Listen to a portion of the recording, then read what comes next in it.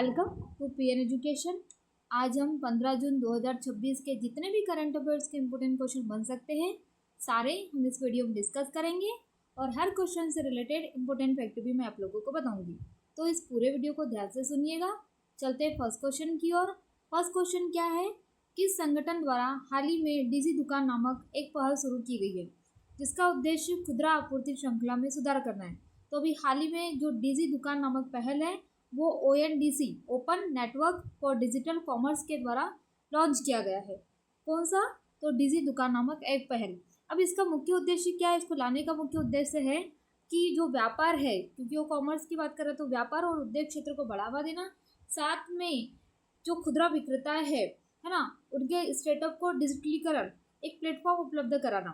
इसके साथ ही इसमें ये रखा गया है कि जो 1.4 करोड़ जो किराना स्टार्टअप्स है ना, उसको बिजनेस टू बिजनेस एक प्लेटफॉर्म उपलब्ध कराना जिससे डिजिटलीकरण या डिजिटल नेटवर्क कहना चाहिए बढ़ेगा, साथ में पारदर्शिता बढ़ेगी।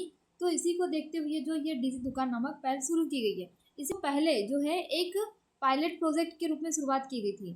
तो कहाँ की गई थी? ये हैदराबाद में, उसके बाद जयपुर। अब पूरे भारत में जो है इस डीजी दुकान को लागू कर दिया गया है। ठीक है, इससे क्या होगा? तो मुख्य रूप से जो डिजिटलीकरण है, जो पारदर्शिता है, वो बढ़ेगी।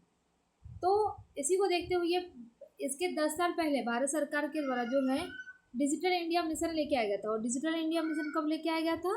तो 1 जुलाई 2015 को ही जो है डिजिटल इंडिया मिशन लाया गया था, जिसमें देश के समस्त नागरिकों को या समाज को जो है डिजिटल रूप से आत्मनिर्भर बनाना।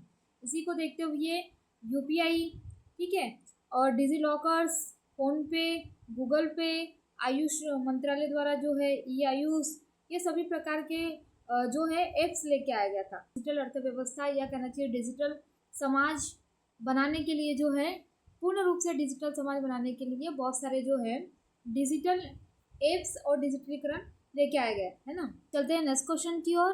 नेक्स्ट क्वेश्चन क्या है, हाल ही में रक्षा मंत्रालय द्वारा 250 मेगावाट का solar power project battery energy storage system कहाँ स्थापित किया गया है? तो ये स्थापित किया गया है सीतापुर, उत्तर प्रदेश में। ठीक है, तो हाल ही में रक्षा मंत्रालय के द्वारा NTPC के माध्यम से कौन काम करेगा भाई यहाँ पर? तो NTPC काम करेगी।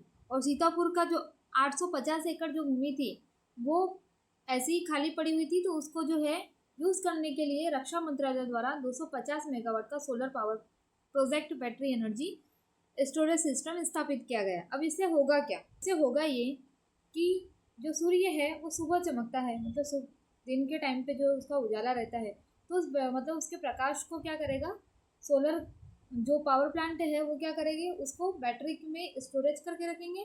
जब रात में जब सूर्य नहीं आएगा तो उस बिजली का जो यूज़ है वो घरों में या कहना चाहिए रक्षा क्षेत्र में इसका यूज़ किया जा सकता है। ठीक है, भारत का ये पहला विशाल सौर परियोजना है ना। तो इसमें होगा ये कि 24 घंटे तक की जो है बिजली की सप्लाई होती रहेगी। मतलब कुल मिला के हमारी जो दीर्घकालिक ऊर्जा सुरक्षा है उसको कहना चाहिए एक मजबूती प्रदान करेगा।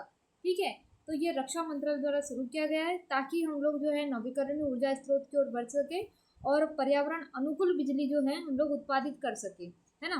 इसके अलावा इसमें एक और चीज़ जोड़ा गया कि रक्षा मंत्रालय, मतलब कुल मिला के अगर मैं बात करूँ कि रक्षा क्षेत्र में या रक्षा और सैन्य से जुड़े हुए जो आम ठिकाने उसमें अगर बिजली की सप्लाई चाहिए तो रात दिन के टाइम में ये बैटरी क्या करे, जो सोलर क्या करेगा, वो बैटरी में सौर ऊर्जा को स्टोर करेगा और रात में जो है बिजली की सप्लाई करते रहेगा। ठीक है, तो कुल मिला के ये नवीकरणीय ऊर्जा स्रोत की ओर एक महत्वपूर्ण कदम है, क्योंकि हम 2070 तक के जो है नेट जीरो को प्राप्त करने वाले हैं। ठीक है, तो कहीं ना कहीं ये हमारे लिए एक बहुत बड़ा जो है अचीव है। ठीक है, चलते हैं नेक्स्ट क्वेश्चन की ओर। नेक्स्ट क्वेश्चन क्या है, state of India's digital economy report 2026 के अनुसार डिजिटल अर्थव्यवस्था के मामले में विश्व स्तर पर कौन सा स्थान है इंडिया का? तो अभी हाल ही में जो रिपोर्ट आई है उसमें 5वें स्थान पर है। अगर 2025 की अगर मैं बात करूँ तो 2025 में हम लोग 8वें स्थान पे थे।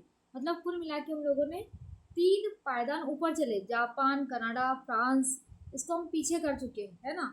तो इसके पहले अगर मैं बात करूँ तो कौन कौन सी कंट्रीज है भाई? पहले स्थान पर अमेरिका, चीन, सिंगापुर, UK।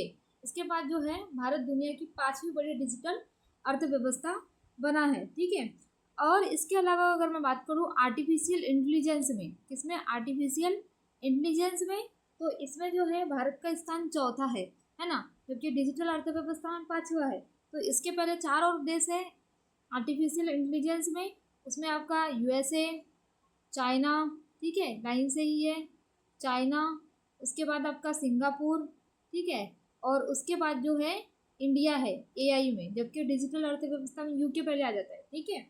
तो कुल मिला के हम लोगों ने अपनी डिजिटल अर्थव्यवस्था को इतना मजबूत किया है कि जापान, कनाडा, फ्रांस और जर्मनी को हमने पीछे छोड़ दिया है ना, इतनी बड़ी बड़ी जो है अर्थव्यवस्था वाले देशों को हम लोग पीछे छोड़ रहे हैं। तो इसका मतलब इसका ये परिणाम निकल के आ रहा है कि भारत 2029-30 तक के जो है अपनी जीडीपी में इस डिजिटल अर्थव्यवस्था का 20% योगदान देगा, है ना। तो इससे जो है जो हमारे यहाँ की जो डिजिटल अर्थव्यवस्था है उसको बुनियादी कहना चाहिए मजबूती प्रदान होएगी, ठीक है। इसके अलावा अगर मैं बात करूँ तो हमारे यहाँ जो है एआई जो यूज़र है, मतलब आर्टिफिशियल इंटेलिजेंस के जितने यूज़र्स हैं उसका 40% इंडिया और कहाँ पर आपके चाइना में। अगर इंडिया की बात करें तो लगभग 26% जो लोग हैं वो केवल और केवल इंडिया में है एआई यूज़र्स, ठीक है।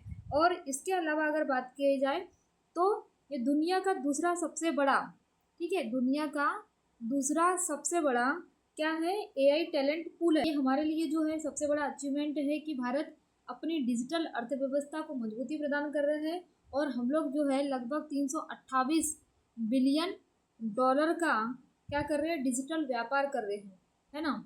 तो आने वाला जो समय है वो ऐसे भी डिजिटल होने वाला है। तो आप मुझे कमेंट बॉक्स में बताइएगा कि डिजिटल अर्थव्यवस्था बनाने के लिए भारत सरकार द्वारा कौन कौन से कदम उठाए गए थे, ठीक है। चलते हैं नेक्स्ट क्वेश्चन की ओर। नेक्स्ट क्वेश्चन क्या है, किस केंद्रीय मंत्रालय द्वारा राहवीर योजना जागरूकता कार्यक्रम अभियान चलाया जा रहा है।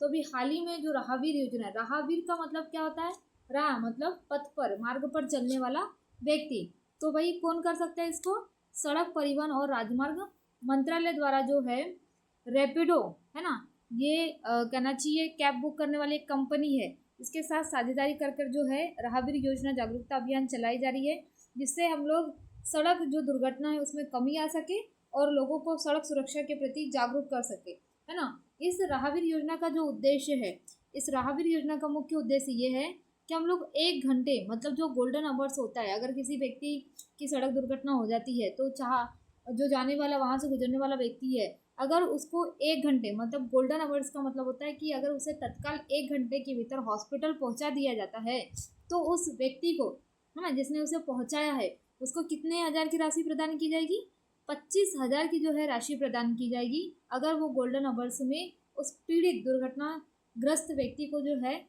हॉस्पिटल पहुंच जाता है। और इसके माध्यम से ये रखा गया है कि अगर उस व्यक्ति को वहां पहुंचाया जाता है तो जो दुर्घटनाग्रस्त व्यक्ति, जो पीड़ित व्यक्ति, उसको 1.5 लाख रुपए जो तत्काल प्रदान किया जाएगा इलाज के लिए, है ना, ये रखा गया है। तो कुल मिला के भारत सरकार द्वारा जो है सड़क सुरक्षा के प्रति नई नई योजना लेके आई जा रही है। अभी हाल ही में 2026 में जो है प्रधानमंत्री राहत योजना लेके आई गई थी, ठीक है, प्रधानमंत्री राहत योजना लेके आई गई थी। इसके माध्यम से इसमें भी वही था कि अगर आप 1 घंटे मतलब कि कहना चाहिए गोल्डन आवर्स में किसी पीड़ित व्यक्ति को वहाँ पहुँचाते हो, कहाँ पर, हॉस्पिटल पहुँचाते हो, तो आपको 25,000 रुपये दिया जाएगा। इसमें ये था कि इसमें वही था 1 लाख रुपए जो पीड़ित व्यक्ति को प्रदान किए जाएंगे। डायल नंबर 112 होगा। 1 सप्ताह तक के जो है जांच पड़ताल की जाएगी तो क्या वो दुर्घटनाग्रस्त व्यक्ति किसी दुर्घटना से हुआ था, सड़क हादसे में हुआ था या किसी और कारणों से, तो ये भी जांच की जाएगी, है ना। तो इसी को देखते हुए जो है सड़क सुरक्षा के लिए सरकार द्वारा नए नए कदम या जागरूकता कार्यक्रम चलाए जा रहे हैं। चलते हैं नेक्स्ट क्वेश्चन की ओर।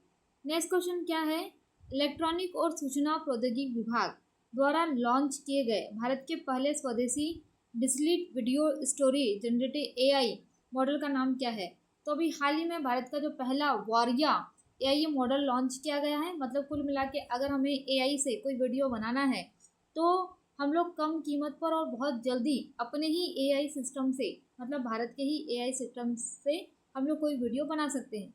दूसरे देश की जो कंट्रीज होती है वो अपने अपने जो ऐप्स बनाती है उनको हम परचेस करते थे, उससे जो है हम लोग अपने एआई के माध्यम से वीडियो बनाते थे। तो उसी को देखते हुए अभी हाल ही में जो है अवतार एआई, है ना, ये एक स्टार्टअप कंपनी है अवतार अवतार AI, इसी ने जो है इस वॉरिया भारत के पहले digital video story generating AI model को लॉन्च किया है। और ये किस मिशन के तहत है? तो इंडिया AI मिशन के तहत जो है इसने बनाया है। ठीक है, तो ये क्या करेगा? कम कीमत पर आपको जल्दी से जल्दी वीडियो बना कर देगा। तो कुल मिला के हम जो दूसरे देशों पर कहना चाहिए जो डिपेंडेंट थे, वो उसको ख़त्म करके अब हम अपने ही स्वदेशी जो वॉरियर है उससे हम खुद का जो है वीडियो जनरेट कर सकते हैं, वीडियो बना सकते हैं, है ना। तो भारत सरकार के द्वारा जो है लगातार AI के क्षेत्र में और डिजिटल के क्षेत्र में जो है लगातार कार्य किया जा रहा है। तो आप मुझे कमेंट बॉक्स में बताइएगा कि अभी वर्तमान में इलेक्ट्रॉनिक्स और सूचना प्रौद्योगिकी मंत्रालय के मंत्री कौन है। तो ये था आज का हमारा वीडियो। आपको ये वीडियो कैसा लगा प्लीज़ कमेंट बॉक्स में ज़रूर बताइएगा। और अभी तक आपने हमारे PN एजुकेशन चैनल को सब्सक्राइब नहीं किया है तो प्लीज़ इसे सब्सक्राइब जरूर कर लीजिए। निश्चित है आपको इस चैनल के माध्यम से मदद अवश्य मिलेगी। Thank you.